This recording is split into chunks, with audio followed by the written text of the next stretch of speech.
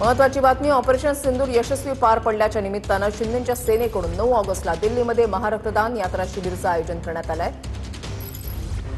गिरीश गायकवाड आमचे प्रतिनिधी अधिक माहिती देतील। गिरीश, नक्कीच आपण पाहतोय की ऑपरेशन सिंदूर यशस्वी पार पडल्याच्या निमित्तानं शिवसेनेकडून राजधानी दिल्लीत 9 ऑगस्ट रोजी क्रांतीदिनी महारक्तदान यात्रा शिबिराचं आयोजन करण्यात आलंय।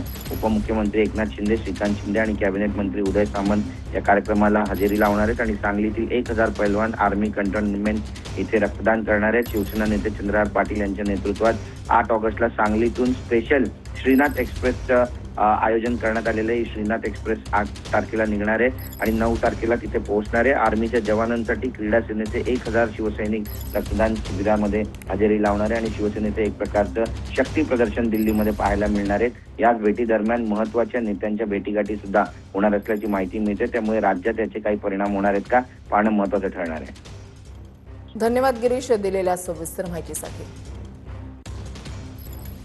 शिंदेच्या सेनेचं दिल्लीमध्ये 9 ऑगस्टला महारक्तदान यात्रा शिबिर आयोजित करण्यात आलेलं आहे। सैनिकांसाठी क्रीडा सेनेचे 1000 शिवसैनिक रक्तदान करणार आहेत।